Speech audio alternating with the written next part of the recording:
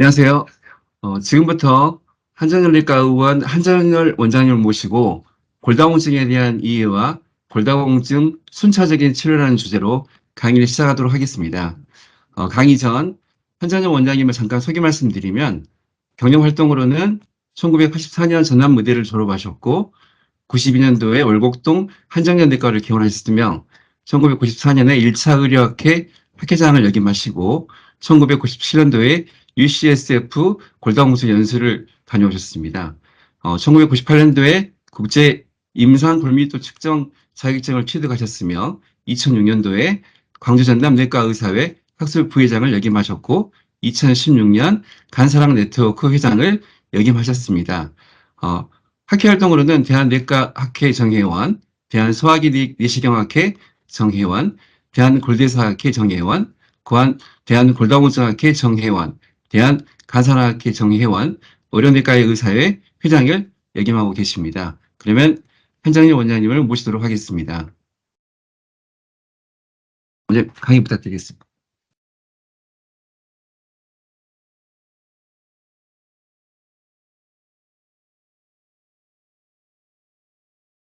세월은 피부에 주름을 지게 하지만 열정이 식어버리면 삶에 주름 진다고 합니다. 항상 열정이 넘치는 원장 한정열입니다. 반갑습니다.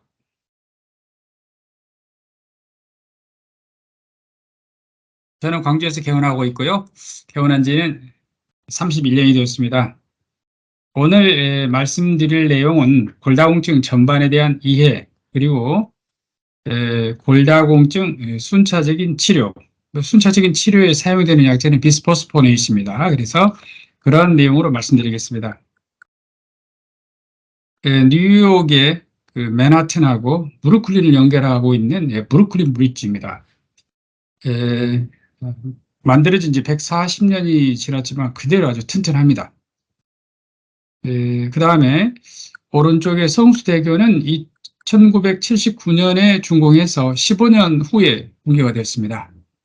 이러한 것이 겉으로 보기는 멀쩡해도 속에 있는 문제가 생긴 것이죠. 뼈로 말하면은 미세 골 구조가 파괴되면서 이렇게 내려앉은 것입니다. 오늘은 그래서 이런 골다공증 골절을 예방하기 위해서 사용하는 약제들에 대해서 주로 이야기하는 시간을 갖도록 하겠습니다. 오늘 말씀드릴 내용은 7가지입니다. 먼저 골다공증 정의 및 진단부터 하도록 하겠습니다. 골다공증의 정의는요, 세계보건기구에서 골량의 감소, 그리고 미세 구조의 이상을 특징으로 하는 전신적인 골격계 질환이다. 골량의 감소, 우리가 병원에서 측정하는 골 밀도가 떨어져 있다고 말이죠. 그다음에 미세 구조의 이상, 이것은 임상에서 볼 수가 없습니다. 그것이 이제 뼈의 질에 해당이 되겠습니다. 그러니까 골양, 뼈의 양과 뼈의 질의 이상이 생겨서 뼈가 약해져서 부러지기 쉬운 상태가 되는 것인데요. NIH 아래쪽에 있는 미국 국립보건원의 그 정의를 보면은 골 강도 약화로 인해서 골절 위험성이 증가되는 골격계 질환이라 했죠. 이 골 강도라고 하는 것이 바로 WHO에서 말하는 골량의 감소하고 미세 구조의 이상을 같이 한 말입니다. 오른쪽에 이 전자현미경 사진을 보면 정상은 이 트라베큘러 본입니다. 해면골이 이렇게 두껍고 좋은데 골다공증 있는 사람들은 이 트라베큘러 본이 이렇게 thinning, 얇아지고 그 다음에 이렇게 마이크로 프랙처가 있죠. 마이크로 프랙처가 생길 수가 있고 퍼포레이션 생길 수가 있습니다. 그래서 이러한 그 미세 골 구조는 우리가 볼 수가 없죠. 그래서 골 밀도만을 가지고 우리는 임상에서 환자를 보고 있습니다. 이러한 그 WHO의 정의는 상당히 추상적입니다. 그래서 실제 임상에서 프랙티스 할 때는요, WHO의 T-스코어를 이용을 합니다. T-스코어라고 하는 것은 골량이 가장 높은 젊은 연령층의 골밀도가 비교한 건데요. 가장 골밀도가 높은 때는요, 20대입니다. 그래서 같은 성별, 같은 민족, 우리나라 사람, 예를 들어서 남성, 이 사람들이 20대 최대 골밀도의 평균값에서 몇 스탠다드 데이비에이션 떨어져 있는가, 이것이 바로 T-스퀘어입니다. 그래서 1 표준 편차 떨어질 때마다 fracture 리스크는 1.5 내지 3배 증가를 합니다. 그냥 리니어하게 증가하는 건 아니에요. 익스포넨셜하게 T-스퀘어가 떨어지면 골절이 증가를 합니다. 골밀도 검사를 해서 T-스퀘어가 마이너스 2.5 스탠다드 데이비에이션 이하일 때 우리가 골다공증 그러죠. 그래서 마이너스 1에서 마이너스 2.5 사이는 골감소증입니다. 마이너스 1 이상을 우리가 정상이라고 하죠. 가끔 환자분들 중에는 골다공증 검사를 하고 난 다음에 골다공증이 심합니까? 이렇게 물어보는데요. 이런 경우는요, 밑에 있는 severe osteoporosis, 중증 골다공증이죠. 심한 골다공증. 이런 경우는 골다공증이 있으면서 골절이 있는 경우입니다. fragility fracture라고 하는 것은 바로 골다공증 골절을 말합니다. 그래서 환자가 물어볼 때 제가 골다공증이 심해요? 그러면 엑스레이 상에서 스파인에 프랙처 있다 할지 예전에 골절의 히스토리가 있으면 중증 골다공증입니다. 그 다음에 조금 전에 말씀드린 이 T-스퀘어라고 하는 것은요, 폐경 여성 그리고 50세 이상의 남성에게 적용하는 것입니다. 그 T-스퀘어는 덱사에서만 이야기하는 것입니다. 듀얼 에너지 엑스레이 업소프토메트리인데요. 덱사라고 약자로 하면 DXA로도 옛날에 썼었는데요. 지금은 이제 DXA라고만 씁니다. 그리고 읽기는 덱사라고 읽습니다. 그 다음에 이 덱사에서 G스퀘어를 보면은요, 이건 좀 다르죠. 폐경 전 여성, 50세 미만의 남성. 이런 경우에는 물론 소아 청춘도 포함이 되겠습니다. 같은 성별, 같은 민족, 예를 들어서 우리나라 남성 이런 것이죠. 동일 연령, 집단 평균값에서 표준 편차 얼마나 떨어져 있느냐, 이걸 보는 것이 G스퀘어입니다. 이 G스퀘어는 마이너스 2.0 이하일 때 below the expected range for age 말있죠. 나이 대비 연령 기대치 이하, 그런 뜻입니다. 그래서 이런 경우는요, 1차선 골다공증 그러면은 폐경후 골다공증입니다. 그리고 나이가 들어서 생기는 노인 골다공증을 말합니다. 나머지 것들은 2차선 골다공증인데요. 2차선 골다공증의 원인으로는 어떤 내분비 질환이랄지 약물, 스테로이드를 대표적으로 하죠. 다른 류마티스 질환 등등 또 원인이 있는 경우를 2차선 골다공증이라고 하고요. G스퀘어가 떨어져 있으면 이런 2차선 골다공증이 있는가, 이걸 봐야 되는 것입니다. 자, 골밀도 넥사의 측정은요, 스파인하고 대퇴골을 찍습니다. 스파인이 나타내는 것은요, 트라베큘라 본입니다. 해면골이고요. 그 다음에 대퇴골이 나타내는 것은, 대표하는 것은 코르티칼 본입니다. 굉장히 딱딱한 본이 있는 곳이 대퇴골입니다. 그 다음에 스파인은요, 뼈가 많죠. 그래서 우리 몸에서 가장 프랙처가 많이 생기는 곳이 스파인이에요. 그 다음에 프록시멀 피머는 가장 위험한 골절이 프록시멀 피머예요. 근데 골밀도를 찍을 때 스파인하고 피머를 찍는 것입니다. 스파인이 부러지게 되면은 피가 줄고 허리가 굽죠. 여성들이 굉장히 싫어하는 것입니다. 그 다음에 프록시멀 피머가 프랙처가 되면은요, 다른 병하고 다르게 사망률도 매우 높지만 암처럼 사망률이 높습니다. 혼자서 생활이 좀 어려워지게 되고 다른 사람의 도움을 받아야 됩니다. 그러므로 골다공증, 골절이라고 하는 것은 어떤 순한 질환이 절대 아닙니다. 굉장히 치명적인 질환이 될 수가 있습니다. 골절이 일어나게 되면. 골다공증은 정리해보면 골밀도가 떨어져 있고 미세 골 구조가 파괴되어서 이 두 가지를 합친 것을 골 강도라 했죠. 골 강도가 떨어지면서 뼈가 취약해지고 그로 인해서 골절의 위험성이 증가되는 그런 상태를 골다공증 그럽니다. 그런데 이런 추상적인 개념이 아니라 임상에서는 임상에서 적용하는 것은 T-스퀘어로 마이너스 2.5 스탠다드 데이비에이션 이하면 골다공증 그러고요. 중앙 골다공증 그러면 여기에 골다공증 골절이 같이 있는 경우 우리가 severe osteoporosis 또는 established osteoporosis, 골다공증이 완성이 되었다.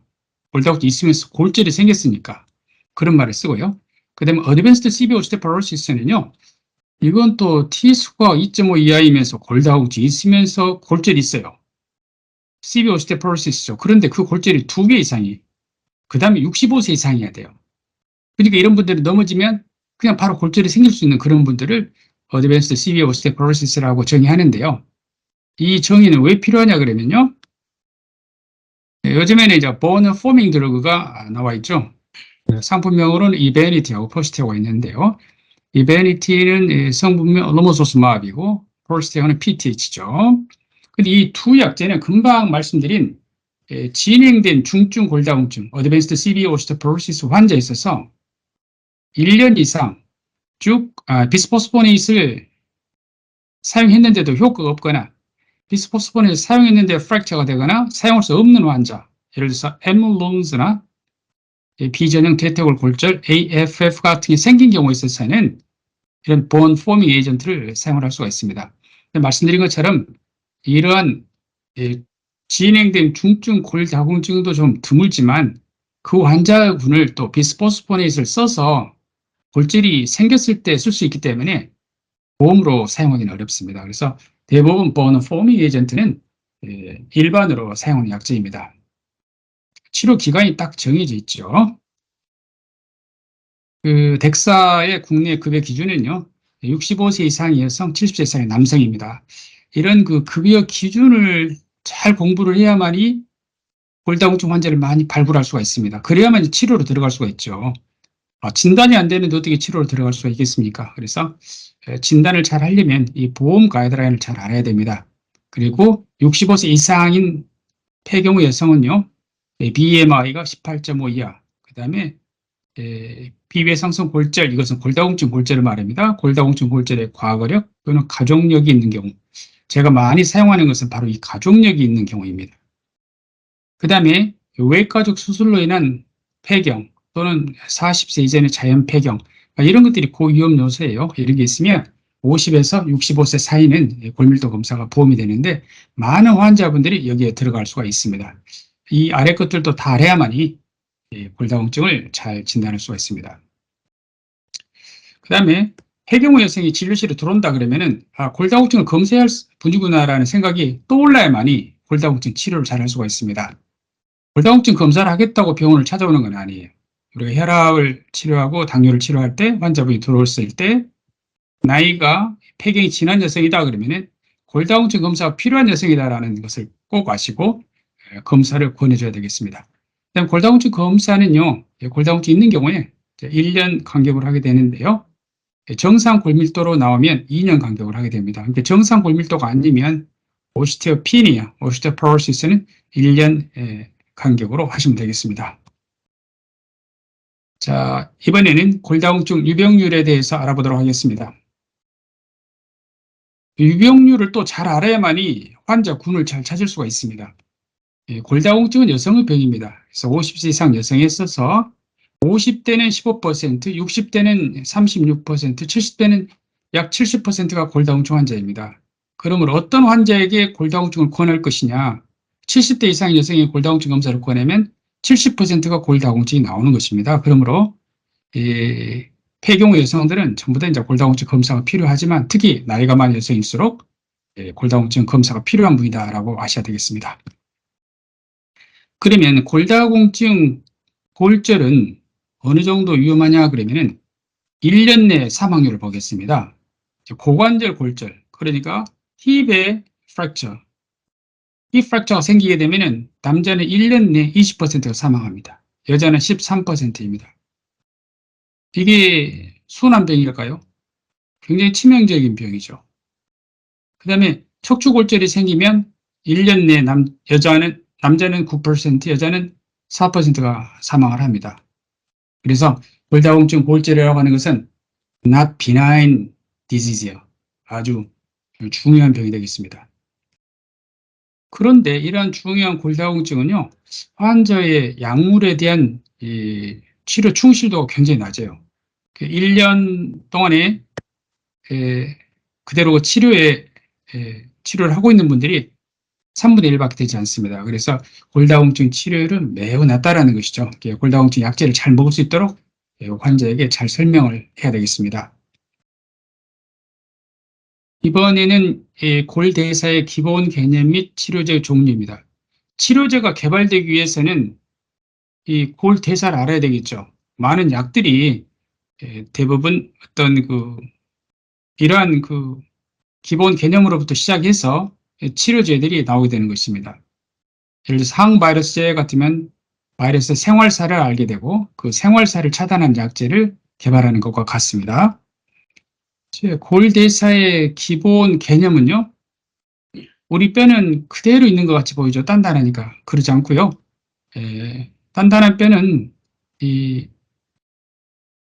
그 오래된 뼈를 가지고 있으면 골절이 잘 생깁니다. 뼈의 질이 떨어지기 때문에. 그래서 항상 새로운 뼈로 이렇게 만들게 되는데요. 이것을 Bone Remodeling Unit, 그 BRU라고 하는 Bone Remodeling Unit에서 이러한 것이 골재 형성이 일어나게 되는데요. 우선에 이제 파골세포가 뼈를 갉아먹습니다. 그러고 나서 다음에는 이제 조골세포가 뼈를 만들게 됩니다. 오스테오이드를 만들고 여기에 이제 칼슘이 침착이 되면서 다시 갉아먹은 만큼 그대로 뼈가 채워지게 되어 있습니다. 그래서 폐경전 여성들은 20대부터 50대까지 골 밀도가 전혀 변화하지 않습니다. 남자도 마찬가지입니다. 그래서 이렇듯이 파골세포와 조골세포의 활동이 아주 균형을 이루고 있기 때문에 뼈가 변함이 없는 것입니다. 골 흡수는 약 3주 걸리고요. 본 포메이션은 3개월이 걸리는 좀 더 긴 시간이 필요합니다. 자, 그래서 이러한 파골세포, 조골세포에 대해서 작용하는 약제를 우리가 사용해야 되겠죠. 골다공증이라고 하는 것은 골 흡수가 골 형성보다 훨씬 많을 때입니다. 골 흡수가 많은 것은요, 폐경후 여성입니다.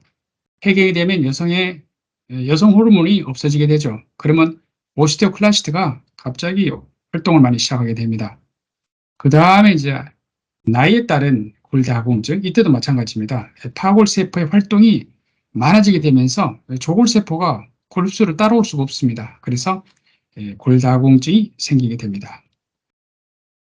이러한 작용 기전을 알기 때문에 약제는 개발할 때 오스테오클라스트에 작용하는 약제로서 엔티리서티브, 그 다음에 조골세포에 작용하는 보너 포밍 에이전트 이런 것들이 있죠. 그래서 엔티리서티브로는 대표적인 것이 비스포스포네이시고 디노스마비고 썸제제이죠. 그 다음에 보너 포메이션 드러그로서는 PTH, PTHRP. PTHRP는 국내에는 없습니다. 그 다음에 엔티스클레로스틴 엔티바디, 로모소스마비 있습니다. 이런 것들은 조골세포를 목표로 하고 이것은 파골세포를 목표로 합니다. 이러한 치료제들이 모두 다 똑같은 효과를 가지고 있는 것은 아닙니다. 이게 골절 그러면은요, 척추골절, 그 다음에 힙골절. 제가 말씀드린 이 두 가지는 가장 많이 생기고 하나는 굉장히 치명적인 골절이죠. 힙 프랙처를 포함한 나머지 척추골절을 뺀 나머지 모두를 비척추골절이라고 합니다. 비척추골절 그러면은 힙 프랙처를 포함한 개념입니다. 자, 알렌드로이스는요, vertebral fracture, hip fracture, non-vertebral fracture 모두 다 예방하는 효과를 가진 약입니다. 그 중에서도 비스포스포네이트 중에서도 이반드로네이스는 비척추골절과 힙 프랙처에 대한 예방하지는 못합니다. 나머지 리세드로네이스나 조리드로네이스는 척추, 비척추, 힙 프랙처를 다 같이 예방을 합니다. 썸도 마찬가지로 척추만 예방할 수가 있고요. 디노스마비 척추, 비척추, 힙에 모두 데이터가 있습니다. 그다음에 테리파라타이드는요, 넘버가 적어서 힙에 대한 데이터를 아직 내지 못하고 있습니다. 그래서 알렌드로이스는 우리 몸의 모든 골절을 예방하는 그런 효과를 가지고 있습니다. 골다공증 치료 가이드라인 업데이트. 여기 이제 중요한 질환들을 치료할 때 자기의 경험을 가지고 치료하는 건 아니고요. 그렇게 하면 안 되죠. 진단과 치료, 가이드라인에 따라서 치료하게 되는데요. 이번 2023년도 미국 내과학회 업데이트는요, 제가 하고 있는 임상하고 좀 비슷해서 마음에 들었습니다. 이전에 2020년도에 나온 엔도크라인 소사이어티, 미국 그 내분비 학회의 골다공증 관리에 대한 것을 보면은요, 여성이 폐경이 되었다 했었을 때 4개 군으로 나눌 수 있어요. 초고위험군, 고위험군, 중등도 위험군, 저위험군 4개 군으로 나눕니다. 그런데 이것은 마치 우리가 디슬리피데미아를 치료할 때 very high, high, moderate, low risk 군으로 나눈 것과 마찬가지죠. 이렇게 4개의 군으로 나누게 됩니다. 초고위험군의 경우에 있어서는 우선 고위험군 걸면은 그냥 골다공증이 있는 사람입니다. 골다공증, 스파인 또는 힙의 골밀도가 2.5 스탠다드 데이비에이션 이하 또는 이제 골 감수증이면서 골절이 있는 경우, 국내에서 사용하지 않는 프렉스라는 것을 이용했었을 때 이러한 경우에 고위험군이라고 하는데요. 이런 고위험군이 있고 초고위험군은요, 다발성 척추골절을 동반하면서 골다공증이 있는 경우입니다. 초고위험군은 이미 척추골절이 있으면서도 다발성 척추골절이 있으니까 굉장히 고위험군이 되겠죠. 자, 초고위험군을 치료할 때는 버너 포밍 에이전트를 씁니다. 테리파라타이드나 로모소스맙을 사용하죠. 고위험군의 경우에 있어서는 디노스맙과 비스포스포네이트를 사용한다 이렇게 되어 있죠. 그런데 이 엔도크라인 소사이티에서 고위험군은 비스포스포네이트과 디노스맙을 사용하고 초고위험군은 버너 포밍 에이전트인 테리파라타이드, 로모소스맙을 사용을 한다고 되어 있습니다. 그런데 초고위험군에 있어서 테리파라타이드에는 사용기간이 2년입니다. 로모소스맙은 1년입니다. 그래서 2년이나 1년 치료 후에는 치료를 중단하는 게 아니라 그 다음 치료로 이렇게 연결이 되어야 됩니다. 이것을 이제 시퀀셜 트리트먼트라고 하는데 이때 우리가 사용할 수 있는 약제가 바로 비스포스포네이트입니다. 물론 이때는 디노스맙도 가능하긴 하겠습니다. 그 다음에 이제 고위험군에서 비스포스포네이트를 사용을 하고 경구용 약제 5년, 주사제는 3년. 여기서 주사제라고 하는 것은 조레드론에 있습니다. 지금은 아마 주사제를 6년으로 바뀌었을 것입니다. 그래서 비스포스포네이트를 사용한 경우에 있어서 여전히 고위험군이다. 이럴 경우에는 그대로 그냥 비스포스포네이트 치료를 하고요. 골다공증에서 벗어났다 이랬을 때는 드러그 할리데이를 갖습니다. 드러그 할리데이를 갖는 약은 비스포스포네이트 뿐입니다.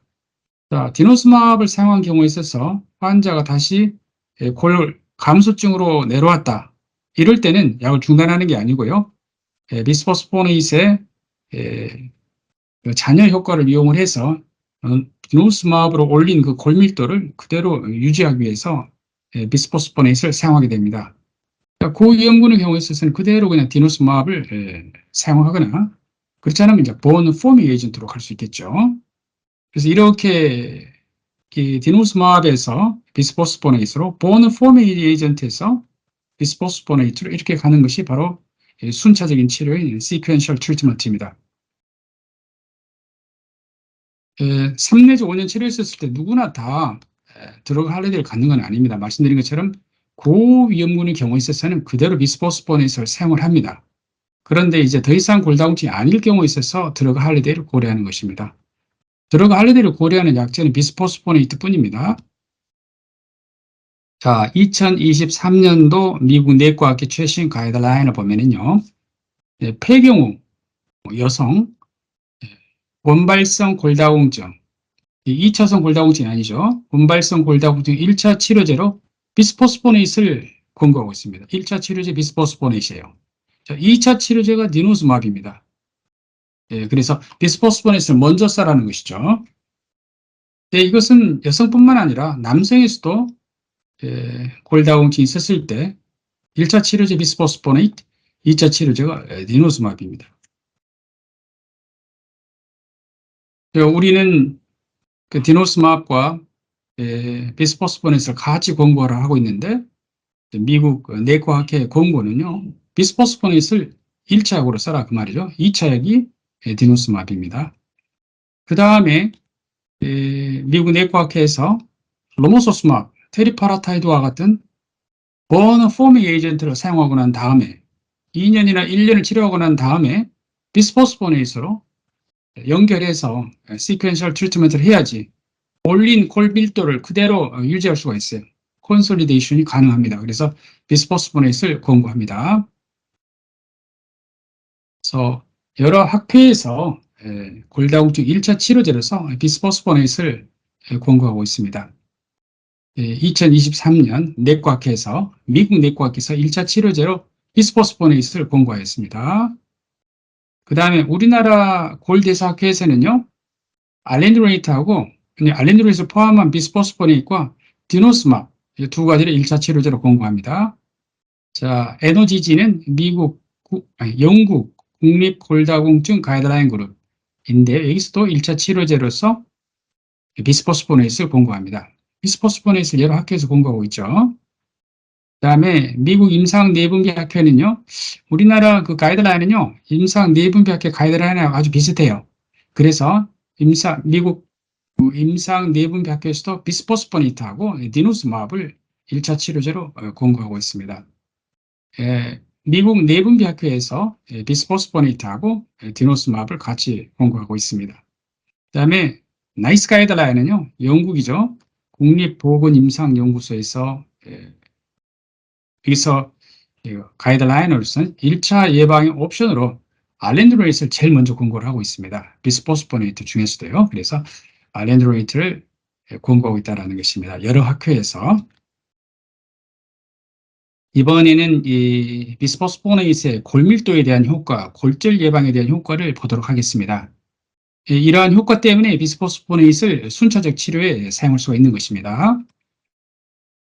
이것은 같은 비스포스포네이트 계열인 호사맥스하고 알토넬, 그러니까 알렌드로이트과 리세도네이트를 헤드투헤드로 1년 동안 골밀도를 비교한 연구입니다. 이 연구 이름이 팩트 스터디입니다. 호사맥스 악토넬 컴패리슨 트라이얼이죠. 여기서 보니까 측정 부위 모두에서 럼버 스파인, 토탈 힙, 피머 넥 모두 다 알렌드로이트, 리세도네이트에 비해서 더 골밀도의 증가가 많습니다. 힙 트로칸토도 높은 걸로 나와 있는데요. 임상에서는 이 세 가지를 이용을 합니다. 자, 그러면 알렌드로이트의 골절 예방 효과를 본 대표적인 연구는 FIT 연구입니다. 이것은 Fracture Intervention Trial입니다. 이것은 두 개의 암으로 되어 있었습니다. 하나는 이미 척추 골절이 있는 사람들이죠. 버티브럴 프랙처 암하고 그다음 버티브럴 프랙처 없는 환자분들, 이것은 이제 크리티컬 프랙처 암입니다. 그래서 두 개의 암을 가지고 FIT 스터디를 하였는데 이쪽을 FIT 1, 이쪽을 FIT 2라고 합니다. 이 FIT 2에는 프랙처가 없는 사람들이죠. 그 다음에 골다공증 없는 사람도 들어있어요. 그래서 FIT 2에서 이쪽에서 피머 4개 T-스코어가 마이너스 2.5 스탠다드 데비에이션 이하인, 그리고 골다공증이 있는 사람, 그 사람들하고 이쪽은 이미 골다공증이 있죠. 있으면서 골절까지 있으니까 severe osteoporosis죠. 그러니까 골다공증이 있는 사람만을 이렇게 combined analysis를 하였습니다. 이것이 바로 요 위에 써져 있는 것처럼 FIT 1, FIT 2 중에서 피머 4개 T-스코어 2.5 스탠다드 데비에이션 이하인 골다공증이 있는 사람들을 대상으로 해가지고 프랙처를 본 것입니다. 보면은 대부분의 연구에서는 primary endpoint가요, new vertebral fracture입니다. 그래서 vertebral fracture를 약 절반 정도 감소시키죠. hip fracture도 마찬가지, non-vertebral fracture, 대개 이 세 가지를 보죠.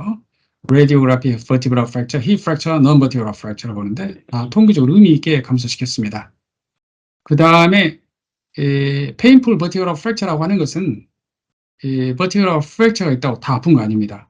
다 병원을 찾아오는 건 아니거든요. 그래서 골절이 생겨가지고 그거 아프기 때문에 병원까지 찾아온 사람들을 말한다고 생각하시면 됩니다. 그다음에 multiple vertebral fracture는 굉장히 많이 예방을 하고요. 우리가 말하는 coalesce fracture, wrist fracture도 예방을 합니다. 그래서 신체 모든 부위에 all key site에 있어서 골절을 예방하는 효과를 알렌드로이트가 보여주었습니다. 그 연구 이름이 바로 FIT 스터디입니다. 이 FIT 스터디는 FIT 1과 FIT 2가 있다 했었죠. FIT 1에서 알렌드로이트를 3년 먹은 사람들을 1년 더 투약을 했습니다. 그 다음에 FIT 2는요, 4 내지 4.5년 약을 먹었습니다. 그래서 약 4.25년간 약을 먹었죠. 이 비스포스포네이스를 먹은 두 군들을 1년 정도 약을 더 먹였어요. 그리고 나서 약을 더 먹은 사람들이 그중에 평균 한 5년 정도 비스포스포네이트 알렌드로이스를 먹었죠. 이분들을 한 군은 비스포스포네이트 알렌드로이스를 그대로 사용한 군, 한 군은 약을 주지 않은 군으로 나눴습니다. 이렇게 디자인한 이유는 계속해서 비스포스포네이트를 주었을 때 골밀도가 올라갈 것인가, 또 하나는 약을 끊었을 때 골밀도가 급격하게 떨어질 것인가, 이걸 본 것이죠. 자, 보면은 이것은 피트 스터디에서 럼바 스파인과 힙에서 보면은 골밀도가 지속적으로 올라갑니다. 럼바 스파인에서는. 그런데 힙에서는 대개 한 3년 정도 되면 이제 플래토를 보이게 됩니다. 자, 이제 여기서 비스포스포네이스를 계속 먹은 군은요, 스파인에서 계속 골밀도가 올라갑니다. 그런데 힙에서는 그 상태를 그대로 유지합니다. 골밀도가 되게 떨어지진 않죠. 근데 더 재밌는 것은 럼바 스파인에서 5년째 이제 비스포스포네이트 알렌드로이스를 끊었습니다. 끊었는데도 골밀도가 떨어지지 않아요. 조금 놀라운 것처럼 보이지만 그것보다는 증가된 골밀도를 약을 끊어도 스파인에서 유지할 수 있다. 이것이 바로 플렉스 연구입니다. Long Term Extension Study입니다. 여기서 보면은 힙은요, 약을 끊으면 천천히 떨어져서 10년째 베이스라인 정도로 돌아오는 걸 볼 수가 있습니다. 그래서 다른 제제들과 다르게 비스포스포네이트 제제는 약을 중단을 해도 골밀도가 바로 떨어지지 않습니다. 자, 비스포스포네이트 이렇게 약이 보온에 이렇게 축적이 되죠.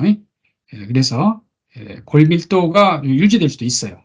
그렇기 때문에 약물 휴지기를 둘 수도 있고요. 또 비스포스포네이트에 이미 알려진 그런 부작용 때문에도 드러그 할리데이를 고려해야 됩니다. 보면은 이제 비스포스포네이트를 사용했을 때 골밀도가 떨어지는 걸 막으면서 골절을 예방하는 득이 있는 반면에 잘 알려진 걸로 턱벽에서 ONJ, 오스테오 네크로시스 오브 조하고 비전형 대퇴골절, ATP가 femur fracture가 있습니다. 매우 드물지만 이러한 리스크가 있을 수 있기 때문에 드러그 할리데이를 고려하게 됩니다. 골다공증에서 벗어났을 때 이야기입니다. 그런데 이 ONJ는요, 오스테오 네크로시스 오브 조는 예전에는 브론즈라고 그랬어요. 비스포스포네이트 릴레이티드 해가지고 B 아래 붙어갖고 ONJ, 브론즈 그랬는데 지금은요, 메디케이션 릴레이티드 ONJ 그래요. 꼭 비스포스포네이트뿐만 아니라 다른 약제들, 이제 프롤레도 마찬가지입니다. 디노스마브도 그렇고요. 그다음에 혈관 생성 억제제, 베바시수마브 이런 것들도 턱벽 괴사가 생길 수가 있습니다. 그래서 지금은 엠런즈라고 합니다. 여간 비스포스포네이트를 치료받은 환자에 있어서 미국에서는요, 10만 명당 1명밖에 되지 않아요. 이상하죠? 인종적 차이일까요? 근데 일본은요, 10,000명당 6명입니다. 10,000명. 우리나라도 이거 비슷합니다.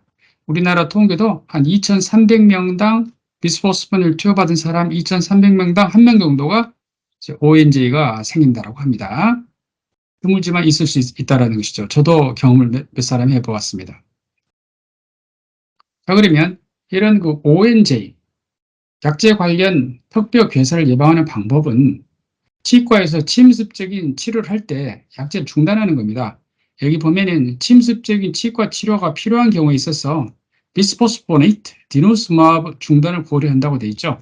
그래서 우리는 또 치료 효과도 중요하지만 환자에게서 또 이러한 것 때문에 문제가 되면 안 되겠습니다. 그래서 일단은 치과적인 치료를 한다 그러면은 일단 약제를 중단하고 치과 치료가 끝난 다음에 다시 치료합시다. 그렇게 말씀을 드립니다. 이것에 대해서 예전에는요, 2015년도에 대한골디사학회 진료 지침에는 비스포스폰의 투여가 4년 이하다, 이런 경우에 있어서는 약을 중단할 필요 없이 약 드시면서 그냥 치과 치료를 한다 이랬었습니다. 그러나 4년 이상이거나 4년 이하라 하더라도 당뇨병이 있거나 코티코스테로이드를 사용한다, 이런 경우에 있어서는 2달 약을 중단한 다음에 그 다음에 치과 치료를 하도록 한다, 이렇게 되었었습니다. 그래서 이렇게 되어 있지만 실제 우리가 임상에서는요, 조금 전에 본 가이드라인처럼 약제를 4년이라는 기간하고 관계없이 의료 분쟁이 생기지 않도록 하기 위해서 약제를 일단 중단하도록 합니다. 그리고 치료가 끝난 다음에 다시 약제를 투약하는 그런 방법을 사용하고 있습니다. 그다음에 디노스마브도 마찬가지로 엠롤론즈의 위험성이 있기 때문에 대개 이제 산해제 5개월 되면 혈액 내에서 디노스마브의 농도가 검출되지 않고요. 이제 한 4내지 5개월 되면 엔티 리셉티브죠. 근데 본 리셉션 마커가 이렇게 올라가기 시작합니다. 그러므로 대개 디노스마브 투여 4내지 5개월 후에 치과적인 처치를 하고 치과 치료가 끝난 다음에 다시 치료를 하게 되는데 치과적인 처치가 끝나고 이게 아물게 되는 데는 대개 한 2달 정도 걸리기 때문에 치과 치료가 끝나고 한 2개월 후부터서 디노스마브나 비스포스포네이트를 다시 사용하면 되겠습니다. 비스포스포네이트는요, 대한골대사학회에서 보면은 경구용 비스포스포네이트는 5년, 그 다음에 IV 비스포스포네이트, 이때는 그 이반드로이트를 말하는 건 아니에요. 조올레드로네이트입니다. 조올레드로네이트 3년을 투약한 이후에 고위험군 환자는 약을 중단하지 않습니다. 드러그 할리데이를 갖지 않습니다. 여기 밑에 나와 있네요. 고위험군은 여전히 골다공증에 머물러 있는 사람, 이미 베이스라인에서 골다공증 골절이 있는 사람, 그 다음에 세컨더리 오스테오포로시스, 어떤 그 원인이 되는 질환이 있거나 약제를 계속 복용해야 되는 경우에 있어서는 비스포스포네이트를 중단하지 않습니다. 그런데 이제 치료 후에 골다공증에서 예를 들어서 골감소증으로 이렇게 개선이 되었다 했었을 때는 드러그 할리데이를 고려할 수 있고요. 이때는 매년 골밀도 검사를 해서 골다공증으로 내려가거나 프랙처가 생기게 되면 다시 비스포스포네이트를 투약하면 되겠습니다. 이번에는 비스포스포네이트를 이용한 순차 치료 요법에 대해서 말씀드리겠습니다. 시퀀셜 테라피라고 하죠. 엔도크라인 소사이티 미국 내분비학회에서 보면은 디노스마브를 사용한 다음에 디노스마브를 사용하면 굉장히 골밀도가 잘 올라갑니다. 그런데 중단을 하게 되면 바로 떨어지기 시작합니다. 그래서 디노스마브를 사용하다가 중단할 때는 순차적으로 비스포스포네이트를 사용을 하게 됩니다. 비스포스포네이트를 사용을 해야 되고요. 마찬가지로 고위험군도 초고위험군, 보너 포밍 에이전트를 사용한 사람들도 이 약제는 테리파라타이드는 2년, 로보소스마브는 1년만 사용하게 되죠. 끝난 다음에는 이어서 비스포스포네이트를 시퀀셜 트리트먼트로 하면 되겠습니다. 그 다음에 이제 그것보다 이제 비스포스포네이트를 사용을 했었을 때 누구나 다 드러그 할리데이를 갖는 건 아니에요. 여전히 고위험군이다 그러면 비스포스포네이트를 그대로 사용하는 것입니다. 근데 비스포스폰에서 벗어났었을 때는 드러그 할리데이를 고려하는 것입니다. 디노스마브를 사용한 다음에 비스포스포네이트로 순차 치료한 그 연구를 한번 보겠습니다. 이거는 스파인이고, 이거는 힙이고, 이거는 피버 넥입니다. 디노스마브를 사용하게 되면요, 골밀도가 이렇게 잘 올라갑니다. 1년 동안에 모든 부위에서. 그 다음에 만약에 사용하지 않으면요, 바로 내려갑니다. 바로 그 베이스라인까지 내려와 버리는데요. 1년 동안 알렌드로닛을 투약을 한 경우입니다. 이런 경우에 있어서 골밀도가 떨어지지 않고 유지되죠. 조금 올라간 것처럼 보이죠. 힙도 마찬가지고 피마 넥은 약간 떨어져 보이긴 하지만 일단 프롤리아로 올린 골밀도를 잘 유지할 수가 있습니다. 비스포스포네이트를 사용을 할 때. 그 다음에 골밀도뿐만 아니라 본 턴오버 마커도 마찬가지입니다. 이 본 턴오버 마커를 디노스마브는 엔티 리셉티브죠. 엔티 리셉티브를 사용하게 되면 본 리셉션 마커도 감소하고 본 포메이션 마커도 같이 감소를 합니다. 그래서 사용했었을 때 이렇게 1년 동안에 디노스마브로 본 턴오버 마커들이 이렇게 감소를 하죠. 근데 알렌으로해서 추가 투여를 함으로써 1년 동안 시퀀셜 트리트먼트를 함으로써 본 턴오버 마커가 이렇게 베이스라인까지 튀는 그런 리바운드를 막을 수가 있는 것입니다. 그러므로 디노스마브 치료한 다음에는 비스포스포네이트로 순차 치료를 하는 것이 필요합니다. 가이드라인에서도 그런 내용이 나와 있는데요. AAC하고 대한골대사학회는 상당히 내용이 비슷해요. 그래서 여기서 보면은 디노스마브 치료 후에 비스포스포네이스로 순차 치료가 권고되고 있고요. 이번에 미국 그 내과학회 여기서는요 초치료약제를 비스포스포네이스로 한다 했었죠. 여기서 노모소스마브 또는 테리파라타이드와 같은 버너 포밍 에이전트로 치료한 후에 비스포스포네이스를 시퀀셜 트리트먼트로 하라 이렇게 권고하고 있습니다. 그 이유는 조금 전에 본 것처럼 비스포스포네이스는 약제가 본에 오랫동안 머물러 있잖아요. 그렇기 때문에 전류 효과가 있기 때문에 올린 골밀도가 급격하게 떨어지지 않습니다. 그러므로 디노스마브이나 버너 포밍 에이전트는 골밀도를 잘 올리는데 이 올린 골밀도가 떨어지지 않도록 하기 위해서는 약제를 비스포스포네이스를 이용을 해서 콘솔리데이션 트리트먼트를 해줘야 됩니다. 골다공증은 치료할 수 있는 병이 되었습니다. 그러나 잘 치료된 골다공증은 여전히 골다공증입니다. 예를 들어서 관상동맥 질환이 있어서 스텐트를 넣었다. 이 사람은 이제 더 이상 관상동맥 질환 환자가 아니죠. 여전히 관상동맥 질환 환자입니다. 골다공증, 나이와 더불어서 계속 진행하는 질환입니다. 그렇기 때문에 잘 치료된 골다공증, 여전히 골다공증이기 때문에 잘 관리를 해야 되는데 거기에 필요한 것이 이 시퀀셜 트리트먼트로서 비스포스포네이스를 이용을 해가지고 올린 골밀도를 잘 유지해 주는 것이 필요합니다.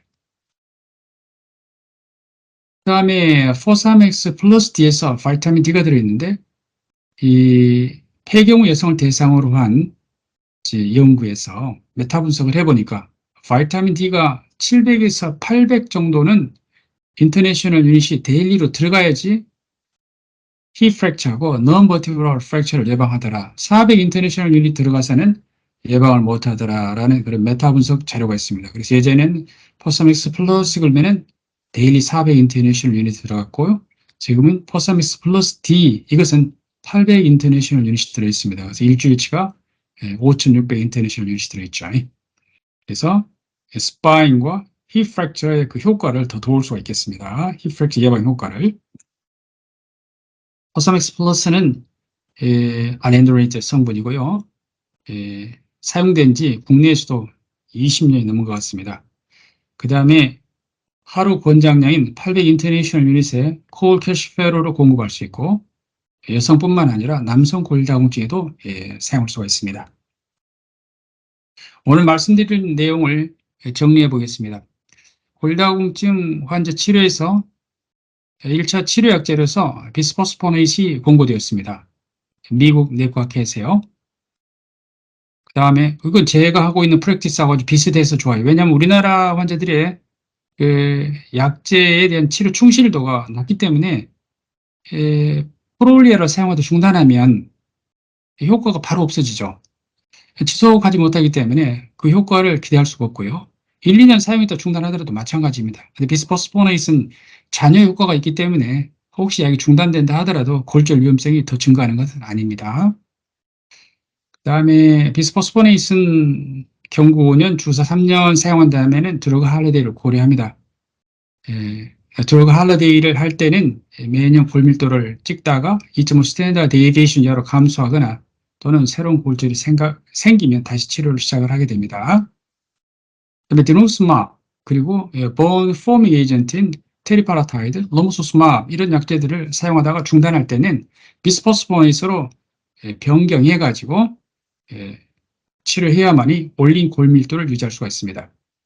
이럴 때 사용한 약제 알렌드로이시 효과적이라는 것이죠.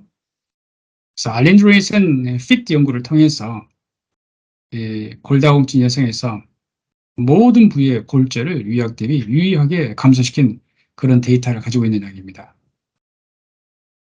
오늘은 골다공증 전반에 대한 이야기하고 특히 그 비스포스포네이스로의 시퀀셜 트리트먼트에 대해서 말씀드렸습니다. 이상입니다. 감사합니다. 네, 명쾌하고 훌륭한 강의 해주신 원장님 감사드립니다. 질문 있으신 분들은 채팅창에 올려주시면 원장님께서 답변을 해드리도록 하겠습니다. 원장님 지금 질문 들어오는 게 2가지가 있는데요. 이렇게 읽어보시고. 네, 원장님은 디노스마브로 치료하는 환자가 T스코어가 마이너스 2.5 스탠다드 데비에이션 미만으로 골다공증이 개선이 되면 추후에 어떤 약물로 팔로우 하십니까? 또 하나 팔로업 약물 중 대표적인 약물인 포사맥스 플러스는 T수가 마이너스 2.5 스탠다드 데비에이션 미만에서는 보험 적용이 되지 않는데 포사맥스 순처 치료 효과를 위한 현 보험의 한계점에 대해서 어떻게 생각하시는지요? 이것은 대부분이 다 이렇게 생각하고 있는 문제입니다. 골다공증 치료를 하다가 T스코어 2.5 스탠다드 데이비에이션 이상으로 이제 좋아지게 되면은 보험이 안 되죠. 어떤 약이든지. 이것은 개선이 돼야 할 점입니다. 특히 그 프로올리아나 버너 포밍 에이전트를 사용한 다음에는 약을 끊으면 골밀도가 바로 떨어집니다. 그렇기 때문에 이것은 보험이 개선돼야 할 점이라고 생각을 합니다.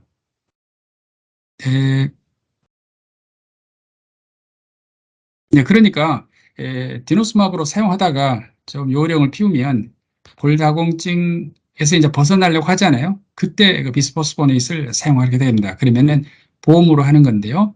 좀 순차적인 치료를 조금 빨리 한다 이렇게 생각하시면 되겠습니다. 네. 다음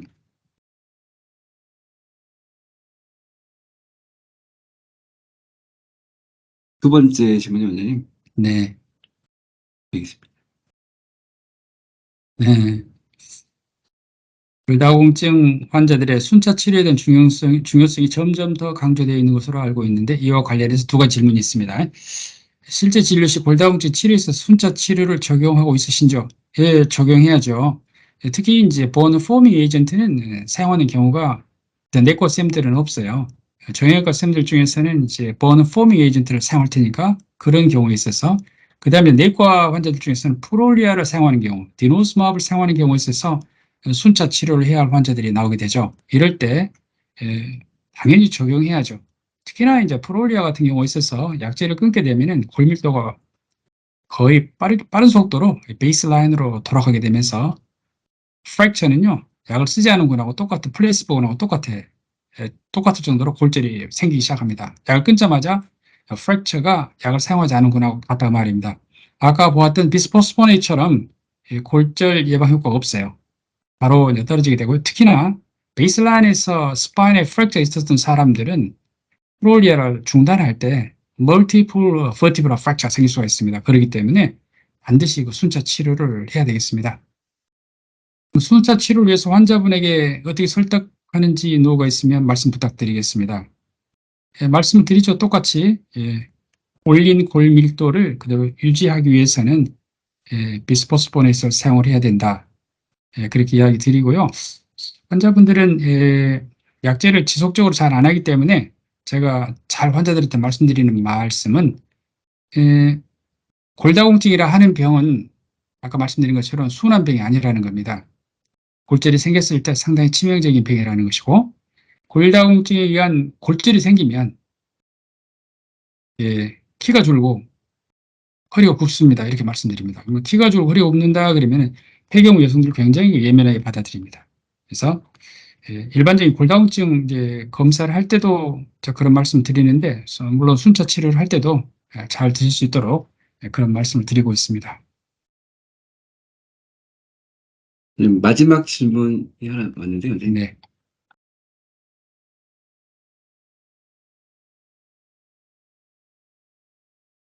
혈압, 당뇨와 같이 골다공증 또한 평생 치료 개념에도 불구하고 골다공증 치료는 치료 지속률이 문제가 되고 있습니다. 치료 중단 시 어떤 문제가 발생하는지 또한 환자들에게 이러한 골다공증 약물 치료를 중단하지 않게 실제 진료 시 노하우가 있는지요.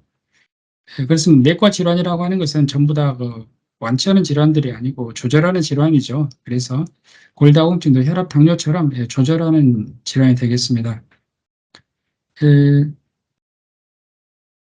치료 중단할 때는 말씀드린 것처럼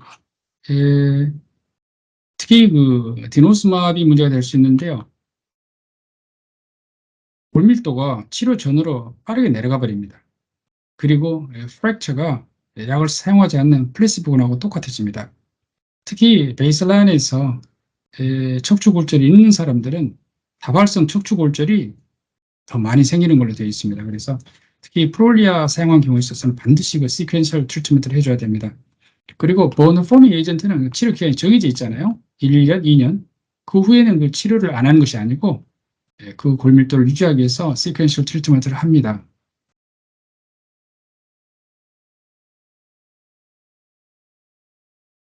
약을 결국은 골다공증 질환에 대해서 잘 설명하고 약제가 골절을 예방한다는 내용을 잘 설명하는 것이 진료할 때 하는 노하우일까요? 그렇습니다.